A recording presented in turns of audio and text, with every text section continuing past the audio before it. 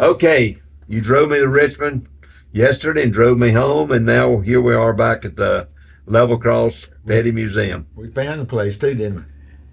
But, Surprised me. but once we got there and stuff, you know, the weather wasn't near as hot as what I thought it was going to be. So anyhow, the race itself, you know, we look at it and it was just, I guess, a typical Richmond race. They just run and run and run and run and run. And the only time they really changed a lot of positions was pit stops.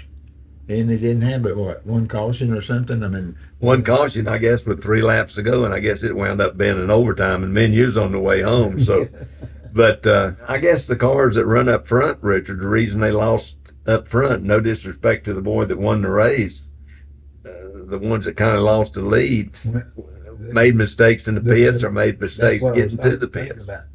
Really, there was 3 or 4 guys that lost the race, or that had a chance to win the race. Exactly. And just give them away because they missed the pit line getting in the pit, or a bad pit stop, or something on the racetrack. Anyhow, so that really changed the complexion of the whole operation. And then there was a couple of cars, like the 22 and I don't know, 41, I guess. They was in the race and they run and run and run, and then all of a sudden they're up front because of other people making mistakes. And they didn't make any. Not that they run that good. But the last caution helped them too. Well, that caught them all up and stuff. But for the 43 car, it started Saturday, I guess, in qualify. He is in the wrong group, and the track must have changed 3/4 of a second, and it put you behind to start with. And I sat on the pit box, and the first 2 pit stops was pretty good. Then they just had trouble. They had to chase a tire down, and then and we're talking about seconds, you know, 1 second, 2 seconds. That just puts you a long way behind. on that racetrack. The deal is, all the cars run so close together. Yeah. Speed wise, in other words, you see them and you watch the race and they get kind of strung out. But if you had a clock and checked them all, the guy that's running 15th is running as fast as the guy that's leading the race. He just happens to be in that position. Well, when they throwed the green flag, you know, the 43 started 27th, and probably 15 laps in the race, he was within 10 seconds of getting lapped.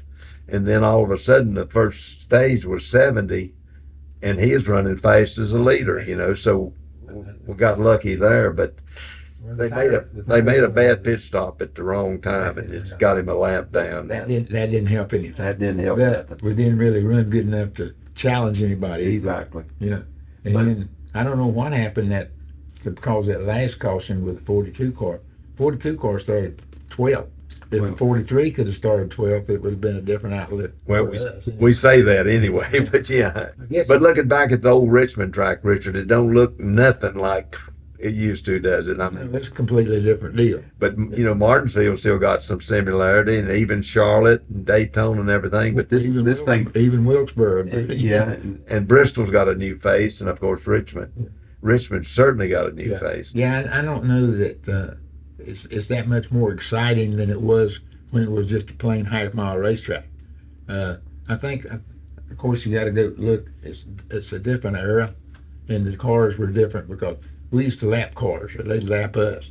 Now you hardly ever run more than 100 laps. Anybody gets lapped. I mean, everybody again runs so close together, and I don't know what NASCAR can do to separate the deal. A lot of times it's not the drivers as much as what the cars are doing, but they are staying up there and doing some testing, Monday and Tuesday. Today and tomorrow, yeah. This week, to try to figure out how to make these cars work a little bit better so that they can be more competitive with each other. When I talked to the crew chief and everything, I said, I think when you do finally hit it and get it kind of perfect, I think you're lucky. I don't think it comes from what you done the last time. It looks like that. I mean, you know, it was at Pocono last week, and 11 won the race, and he ran second this week. But all the other people that were up front wasn't close at Pocono.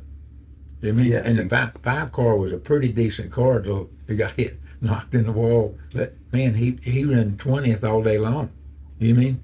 And we raced him all day long. And the 12 car, Richard, I'm looking here, the 12 car done pretty good. he finished 14th, but we raised him, you know, some, and we raised the He third. made his lap up though. He made somehow or another than the caution flag. Yeah, I know. He made his lap up. I didn't know it at the time, and maybe the people, I don't know whether they even said it on television or not, but somewhere down the line, the 6 car, when he got up front, he took 2 tires. I didn't know that. I didn't know it either till I talked to Eddie Wood this morning, and he jumped out front. I wonder because but he run good. No, he was good. He outrun them people. That's Yeah. what I'm saying. So they made a mistake in the pit somehow and got him behind. Yep. And there was another. Well, he made a mistake getting in the pit. Okay. Okay. That was the driver's fault then. Well, yeah. You never made a mistake, did you? Okay. If there's any mistakes made in our racing, you done it. That's the reason I'm gray-headed. Okay, but that was a 23-second deal, 23.5-second deal on new tires. Slowed down to 26 seconds. That's a lot. And then this week, you're going to Michigan. I'm not going to go, and it'll be, I don't even know what the seconds are there, but It's more than that. I guarantee you that if you turn.